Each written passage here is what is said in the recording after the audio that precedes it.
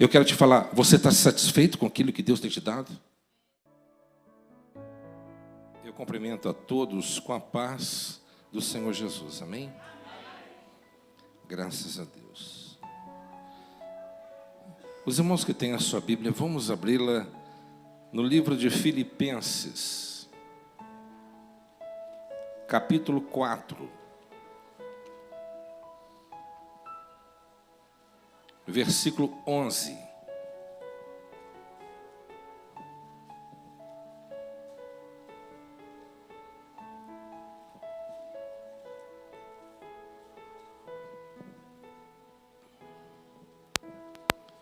Filipenses, capítulo 4, versículo 11.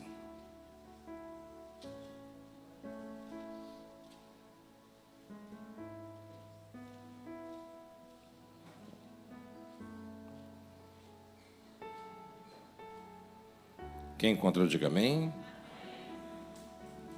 Que diz assim: não vos declaro isto por estar necessitado, porquanto aprendi a viver satisfeito sob toda e qualquer circunstância.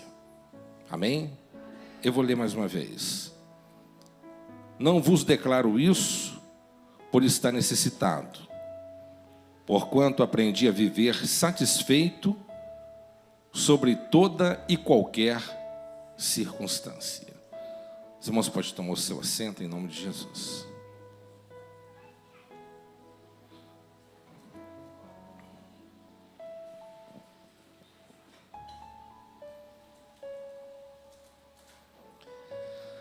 Vocês estão satisfeitos na presença de Deus? Estão contentes? Amém? Glória a Deus. O apóstolo Paulo, ele disse que eu aprendi a estar satisfeito sobre qualquer circunstância. Significa que ele não era satisfeito por completo. Assim é todo ser humano que ainda não encontrou o seu propósito. Todo indivíduo que ainda não encontrou o significado da sua existência. Não compreendeu ainda o motivo pela qual está aqui neste mundo. Natanael. Meus amados irmãos, o apóstolo Paulo, o grande erudito, ele relatou com suas próprias palavras: não vos declaram isso por estar necessitado. Que coisa impressionante é quando uma pessoa está na presença de Deus, independente das circunstâncias a qual está vivendo, ele está contente com o Senhor. E não é fácil. Como estar contente em qualquer circunstância? Ele aprendeu a viver satisfeito em toda e qualquer circunstância. Ele estava na antessala do martírio. Estava preso. Como a pessoa pode se sentir satisfeito nessa situação, nessa circunstância? Como pode o maior bandeirante do cristianismo se encontrar agora numa situação tão embaraçosa e fazer uma declaração como essa? Ele estava na mão de Nero, mas acima de tudo ele estava nas mãos de Deus. Estava aguardando a morte, mas ele estava dizendo, ele declarou: eu estou satisfeito. Eu estou satisfeito por tudo quanto Deus ele tem me concedido.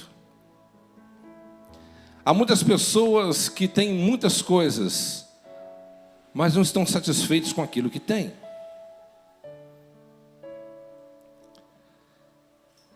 E é muito provável que uma pessoa, quando está no alto de uma montanha,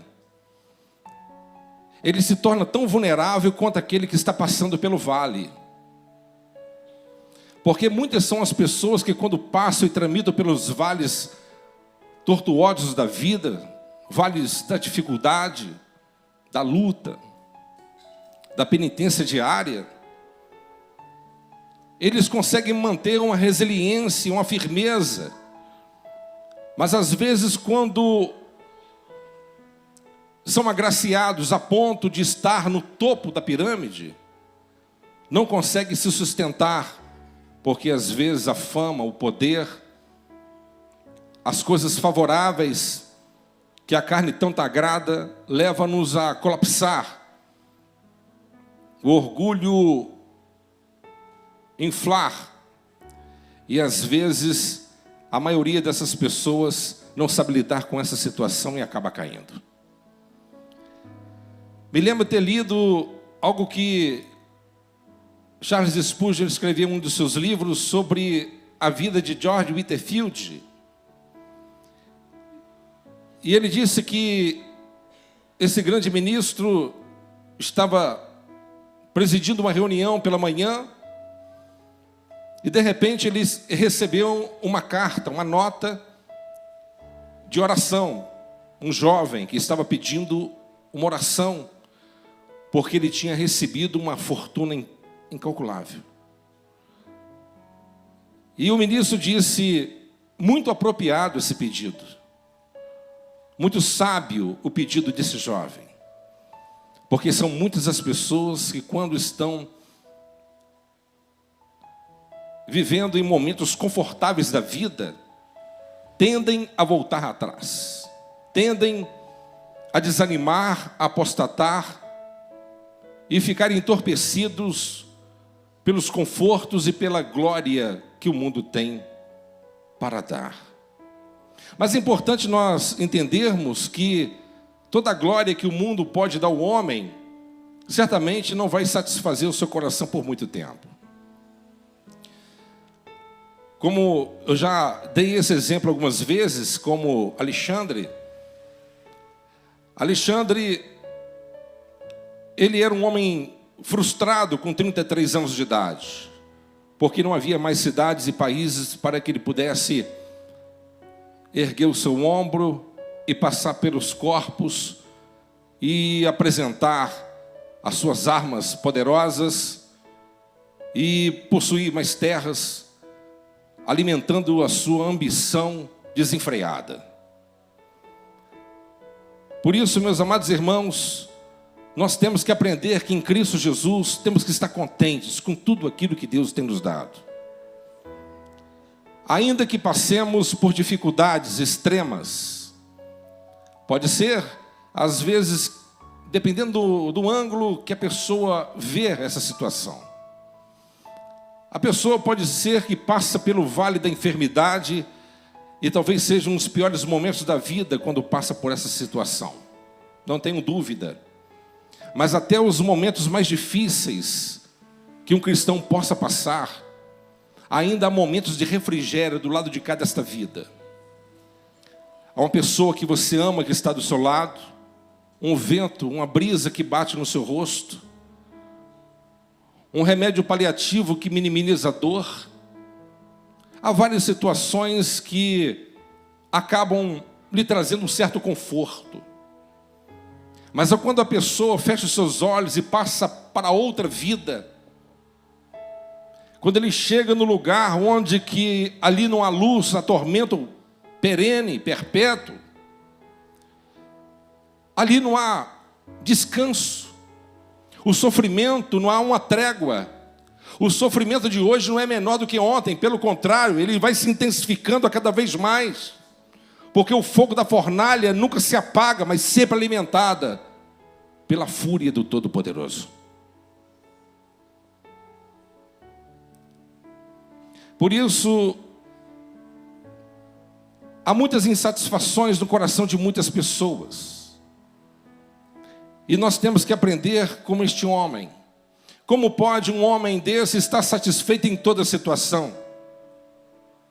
Está satisfeito quando você está diante de grandes magistrados e grandes autoridades falando e verbalizando e todos te dando atenção e muitos te aplaudindo?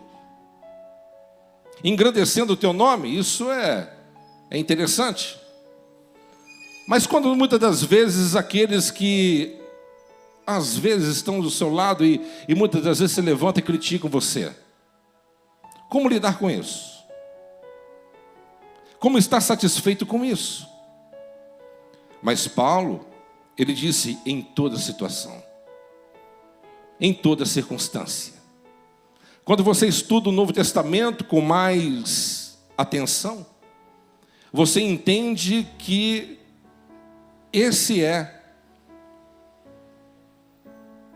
um dos elementos que levam e elevam um homem de Deus a pódios elevados no âmbito da espiritualidade, quando você enfrenta dificuldades, perseguições, calúnias, quando muitas das vezes o mundo vira as costas para você, mas você está contente, em certo sentido, dizendo o seguinte: se meu Cristo ele foi descredibilizado, foi até mesmo chamado de Beelzebul, se ele mesmo sofreu e padeceu, porque eu também não devo padecer em seu nome?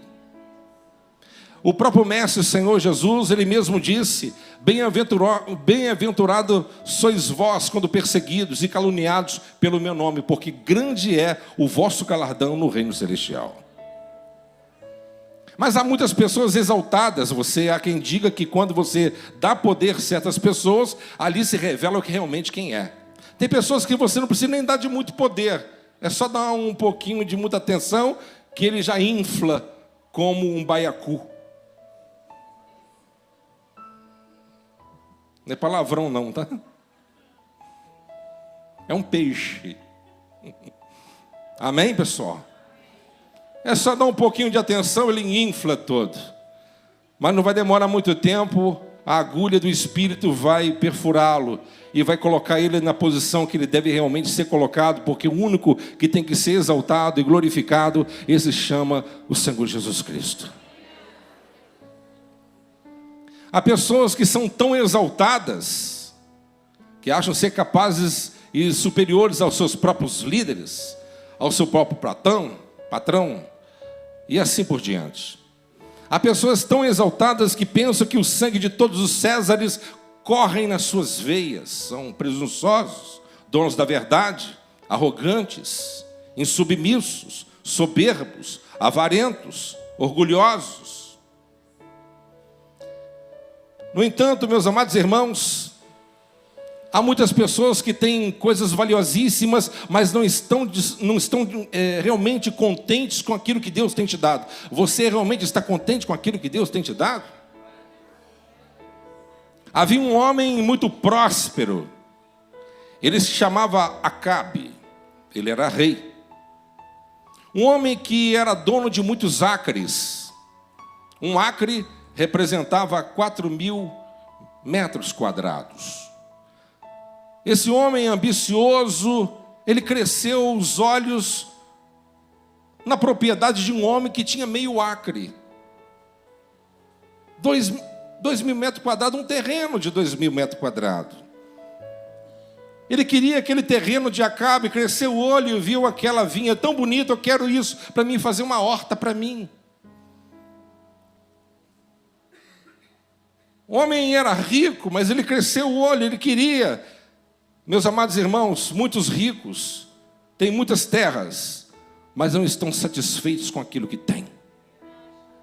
Eu disse aqui em outra mensagem, alguns dias atrás, sobre um bilionário aqui no Brasil, e eu ouvi ele falando, porque um repórter fez uma pergunta a ele e perguntou assim: o que é ser próspero? Ele disse: prosperidade é aquela pessoa que não tem falta de nada, não sente falta de nada. E ele disse: eu sou pobre, porque eu não estou satisfeito com tudo que eu tenho. Então, na visão desse bilionário, riqueza e prosperidade e satisfação é aquele que está satisfeito com aquilo que tem. Mas ele é insatisfeito. Mas a Bíblia diz, no livro de Eclesiastes. Aquele que ama o dinheiro nunca ficará satisfeito. Quem me entende? Mas aquele que tem Cristo, a satisfação está no seu coração, porque ele sabe que o melhor e o maior está por vir. Os homens não se satisfazem facilmente com honrarias. Você pode honrar uma pessoa, mas talvez aquela honraria não é tão satisfatória e não é tão prolongada por muito tempo. Ele quer mais alguma coisa. Ele sempre está em busca de mais alguma coisa. O indivíduo pode se tornar um cavalheiro. Ficará satisfeito por um tempo, mas não se contentará por muito tempo, até que ele venha buscar ser um homem reconhecido como um barão. Ficará satisfeito por algum tempo, mas continuará buscando cada vez mais o título de algo superior ao que ele estava assumindo anteriormente, até que ele alcance a função de um conde. Não demorará muito tempo, porque a ambição faz parte da sua alma e ele não se satisfaz com muito pouca coisa, e depois ele vai continuar até que se torne um duque, e depois disso não demorará muito tempo até que ele venha querer um reino para si mesmo. Mas o apóstolo Paulo orienta: nós temos que estar satisfeitos com aquilo que nós temos. Tem pessoas que não voam tão alto, sabe por quê? Para o seu próprio bem. Tem pessoas que é menos inteligente do que você, no entanto, é muito mais próspera do que você. Salomão disse: não são os melhores corredores que ganham as corridas, não são os mais inteligentes. E eu passei a pensar nisso, eu falei: puxa vida, é verdade. Eu me lembro de colegas de colégio, na minha sala de aula, que fechava todas as provas, e era o melhor aluno. E, no entanto, cresceram e se tornaram adultos, e não conseguiram nada. E, no entanto, eu conheci pessoas que eram alunos abaixo da média e, no entanto, se enriqueceram. Vai entender? Salomão disse que tudo é uma questão de oportunidade e circunstância. Por isso, meus amados irmãos, nós precisamos de entender que há um desejo desenfreado no coração da humanidade de querer cada vez mais e buscar cada vez mais. Há uma insatisfação que borbulha na alma da maioria das pessoas. E boa parte disso, a internet também ajuda e corrobora para poder te levar a uma insatisfação, principalmente na área do consumo. A pessoa tem uma coisa e não está satisfeita, ele quer outra coisa e nunca está satisfeito com aquilo que tem. Por isso, meus amados irmãos, nós precisamos de estar entendidos sobre esta doutrina, porque o Deus Todo-Poderoso, Ele ensina muito bem que se nós estivermos no centro da sua vontade, confiamos também na sua bondade e sabemos que tudo coopera para o bem daqueles que amam a Deus. Amã, ele não estava satisfeito com as honrarias de Assuero. Ele não estava satisfeito. Até que Mardoqueu se prostrasse diante dele e se humilhasse, se rendesse diante dele nos portões do palácio. Meus amados irmãos, precisamos manter-nos encorajados, mesmo diante das grandes provações. Amém? A grande questão é o seguinte: será que o porquê que muitas das vezes nós não alçamos voos mais altos e conquistamos aquilo que tanto desejamos? Talvez falta um pouco de humildade. Talvez Deus esteja nos preparando para poder estar naquela devida posição. Davi, por exemplo, foi escolhido e predestinado a ser rei e o melhor rei da nação de Israel. Mas não foi da noite para o dia. Demorou quase 20 anos. Moisés, para se tornar quem ele se tornou, demorou no mínimo 40. Para Jesus realizar o que ele realizou em 3 anos, precisou de 30.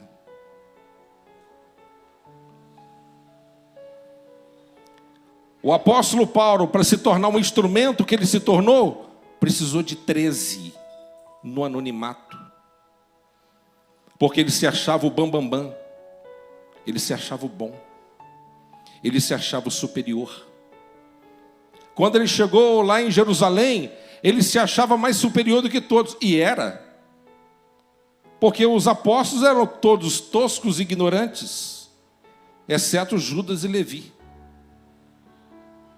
Mas dos 12, os 10 eram completamente sem cultura.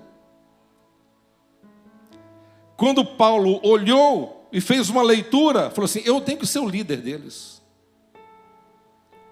Porque um pior do que o outro, não sabe nem falar.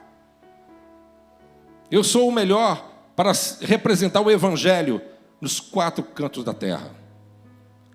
Eu tenho capacidade intelectual para conversar com reis, com grandes autoridades, filósofos, etc. E Deus, ele sonda o coração. O que Deus ele fez? Ele pegou e removeu ele. A igreja rejeitou Paulo. Dá para você entender? A igreja rejeitou Paulo.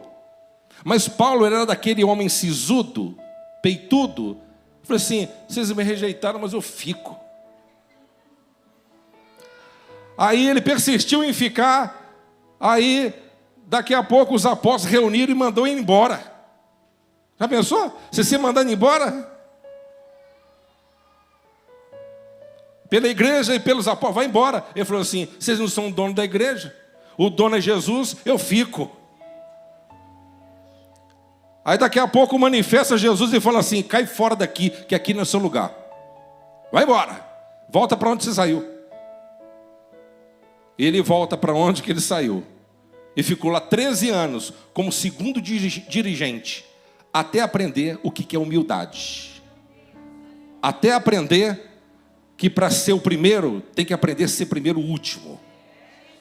Tem gente que quer ser grande, mas não quer se humilhar primeiramente nas simples tarefas que Deus ele quer te dar. É o orgulho no coração do homem, é o sentimento luciferiano. E nós temos que tomar cuidado com isso. E está sempre com o cântico aos nossos lábios, o cântico de João Batista, que ele cresça e eu diminua. E assim você estará caminhando para o grande propósito. Meus amados irmãos, uma vez que vocês estão livres do inferno, as suas dores podem se misturar com a gratidão. Seja mais grato a Deus. Um dos maiores instrumentos da reforma protestante, chamado João Calvino, o maior exegeta de todos os tempos.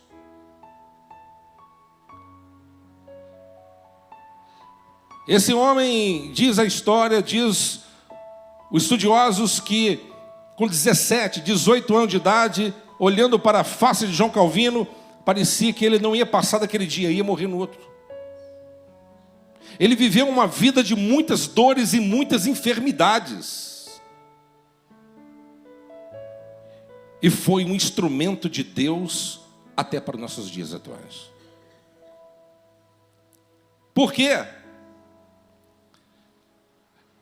Podemos entender e talvez tentar entender que talvez por muito ter Deus concedido a ele, Deus também deu uma dose do sofrimento terreno para mantê-lo humilde e Deus não perdê-lo de vista. Isso é bíblico o que você está falando? Por que não? O apóstolo Paulo também passou por isso. O apóstolo Paulo, ele mesmo declara e ora 3 vezes e Deus disse: eu não vou curá-lo, não vou resolver o seu problema, a minha graça te basta e o meu poder se aperfeiçoa na sua fraqueza.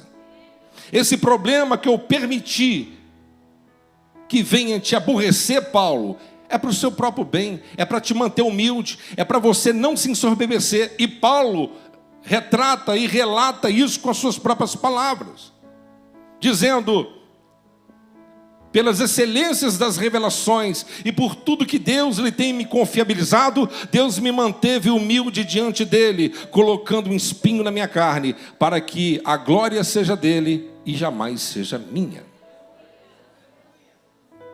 Você somente reconhecerá e conhecerá quem é você realmente quando você for colocado à prova.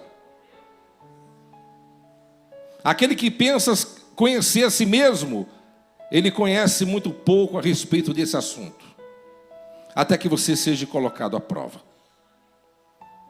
As provações, as lutas circunstanciais da vida, tudo coopera para a gente crescer e desenvolver.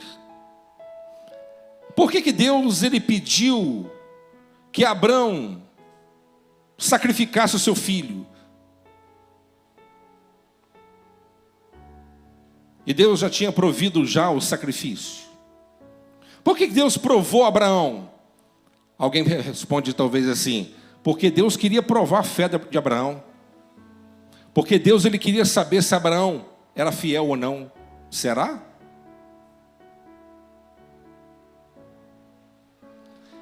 Se for isso uma verdade, significa que Deus não tem todos os atributos necessários para saber o que vai acontecer amanhã. Quando Deus ele me coloca numa prova em certa circunstância, significa que Ele já sabe qual vai ser a decisão e o resultado final. Então por que Abraão passou por aquela prova?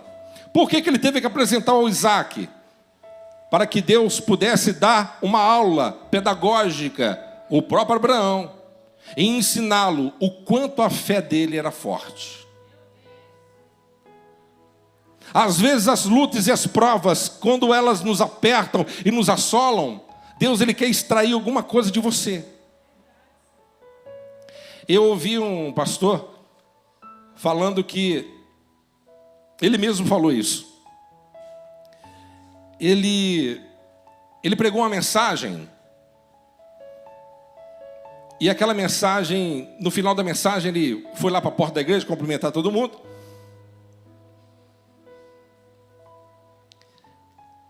Mas ninguém chegou perto dele e parabenizou. Que palavra boa, hein? Ninguém parabenizou. E graças a Deus por isso. Não aceite aplausos de ninguém. O único que tem que ser aplaudido é o Senhor dos Exércitos. E esse pastor é um homem de conhecimento singular. Aí ele colocou em outro dia, outro momento, um outro pastor da igreja para pregar a mesma mensagem. Um homem que não tinha a mesma cultura, um homem que não pregava tão bem quanto. Ele pregou, de uma forma tão simples assim, pregou. E uma pessoa chegou ao pé do pastor e falou com ele assim: pastor, que mensagem que aquele rapaz pregou. Eu nunca ouvi na minha vida uma mensagem como aquela. Que pregação, me converti hoje. Aquele pastor ficou meio mordido. Eu já preguei 40 vezes essa mensagem. Eu já extraí tudo que tinha nessa mensagem. Eu nunca ouvi desse cara falando que eu prego bem. Aí o Espírito Santo falou assim: isso aí é o alfinete do Espírito para poder esvaziar você. Você está muito inflado. Você está achando que isso é muito bom. Você está achando que só você prega. Quem está me entendendo? Meus amados irmãos, quem faz a obra é Deus, é o Espírito de Deus, meus irmãos. Que nós possamos nunca esquecer disso. Quando você está em aperto, é ali que Deus extrai de você o que você tem de melhor. Que paradoxo. Spurgeon dizia o seguinte: quando as cordas da nossa harpa estão afrouxadas, elas produzem músicas melhor do que quando estão esticadas. O que ele queria dizer com isso?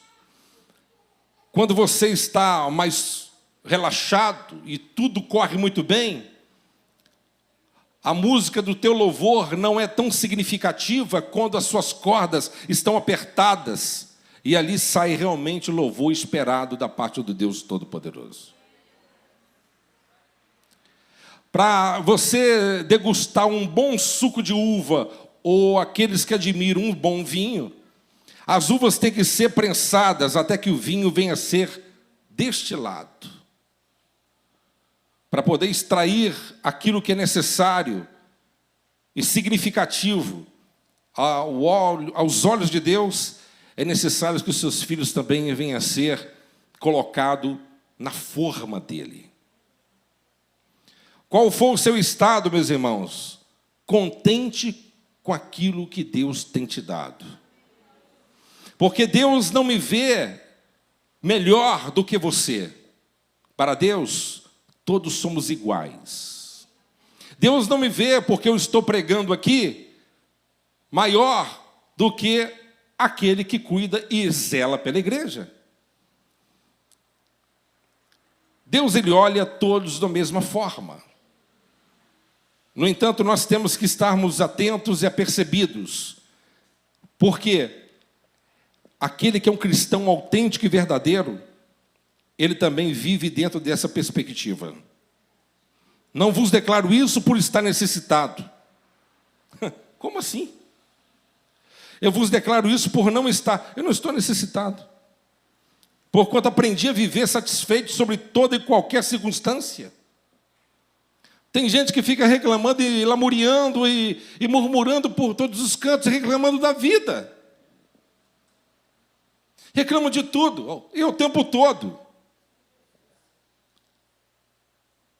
Paulo foi pregar a ordem de Deus em Filipos. O que ele recebeu lá? Varadas nas costas, julgado dentro da prisão. Ele disse: estou contente. Estou contente, porque eu estou sofrendo em nome de Cristo. Se Cristo padeceu, devo também padecer também em seu nome. Mas pastor, eu estou passando uma crise, uma situação tão complexa, está me faltando algumas coisas. Você acha que Cristo, quando viveu aqui, não lhe faltou muitas coisas também? Porque às vezes não tinha onde dormir e muito menos onde reclinar sua cabeça. Dá para você imaginar um Cristo realizador de grandes milagres, grandes maravilhas, e alimentando multidões e milhares de pessoas, e no final da sua campanha evangelística, depois da sua mensagem, quase chegando às 18 horas, todo mundo indo para suas casas, comentando que mensagem, que pão gostoso, que peixe maravilhoso, que conforto satisfatório. E de repente Jesus se encontrava sozinho na praça, não havia ninguém que chegava perto dele e falou: mestre, repousa na minha casa hoje. E de repente Jesus olhando para um lado, olhando para o outro, não tendo quem lhe oferecesse um aconchego noturno, para onde que ele iria buscar o seu descanso? Nos montes, buscando a face de Deus a noite inteira. Um amigo meu foi em Israel, isso é algo que aconteceu há mais de 20 anos, e ele disse que ele estava andando com a caravana em algum lugar, e de repente, o Espírito de Deus falou com ele assim: entra nesse lugar aqui. Ele entrou, perto do Monte Hermon. Ele entrou, e quando ele chegou ali naquele lugar, ele sentiu assim, que não estava sozinho. Ele começou a arrepiar, ele se ajoelhou, começou a chorar, e começou a orar, enquanto a caravana estava andando, ele estava ali naquele momento, e daqui a pouco o Espírito Santo falou assim: o meu filho, por muitas noites, ele passou aqui falando comigo. Não quero que você revele a ninguém o que eu estou te dizendo aqui agora, para que esse lugar não sirva de lugar de adoração. Eu quero te falar, você está satisfeito com aquilo que Deus tem te dado? Talvez você não tenha a casa dos seus sonhos, mas tem pessoas que nem casas têm agora. Pastor, eu gostaria de ter mais de um par de sapato, pelo menos. Tem pessoas que nem pé têm para colocar um par de sapato. E está glorificando a Deus por isso. Por isso, meus amados, nós precisamos de ter no nosso coração essa satisfação e essa alegria permanente na nossa alma. Saiba que tudo que nós passarmos aqui neste mundo, o nosso mestre, ele passou primeiro. O apóstolo Paulo disse que por muitas situações e circunstâncias, parece que o fardo foi além daquilo que ele suportava. Mas em outra situação, Paulo falou que Deus não coloca um cargo ou um fardo além daquilo que você consegue suportar. Como que você entende essas duas coisas? Quando Deus ele permite que alguma coisa aconteça na minha e na tua vida, é porque nós somos temperados a poder suportar aquilo. Se passou um pouquinho, clama a Deus que Deus te ajuda. Clama ao Senhor que Ele vai ser o seu sustentador. Ele vai ser aquele que estará ao seu lado, aquele que vai te ajudar na sua trajetória, na sua caminhada vitoriosa. Não desanime jamais. Prossiga sempre. Porque este mundo passa, e passa muito rápido. Mas as palavras do Senhor, ela permanece para sempre. Amém? Esteja contente, esteja feliz. Agradeça ao Senhor por tudo. Glorifique a Deus por tudo. Tenha um coração grato a Deus. Nós não entendemos do lado de cá dessa vida. Nós temos muitas indagações, muitas perguntas, muitos questionamentos, porque a nossa visão é limitada, mas Deus ele enxerga o infinito, está diante dos seus olhos. E nós precisamos de usar a nossa fé e confiar nele. E confiar, porque aquele que comanda a nossa vida, ele sabe muito bem o que faz. Os astrônomos dizem que há tantas estrelas do céu como a areia do mar. Corrobora com aquilo que está na Bíblia. Mas os astrônomos sabem também identificar e caracterizar o nome de cada uma delas. Até porque há muitas galáxias que jamais, talvez, serão atingidas ou alcançadas pelo homem. Mas a Bíblia diz que Deus conhece todas elas e chama elas pelos nomes. Já pensou? O meu menino tirou uma foto para o céu um dia desse. Meu pai, olha só quantas estrelas. Eu falei, eu já sabia. É muita. Parece uma areia do mar. É muitos pontinhos. É isso aí. Foi exatamente isso que Deus ele falou com Abraão. Olha para o céu. E ele olhou para o céu e falou assim, tenta contar. É impossível. Assim é a minha posteridade. Assim é a minha prosperidade na sua vida. Será incontável e infinita. Por isso, meus amados irmãos, que nós possamos sair daqui hoje com um senso de gratidão ao nosso Deus por tudo que Ele tem feito e realizado na nossa vida. Amém? Por tudo, tudo é tudo. Amém? Peça a Deus e Deus te dá força para que você possa alcançar essa vitória. Vamos colocar de pé? Em nome do Senhor Jesus.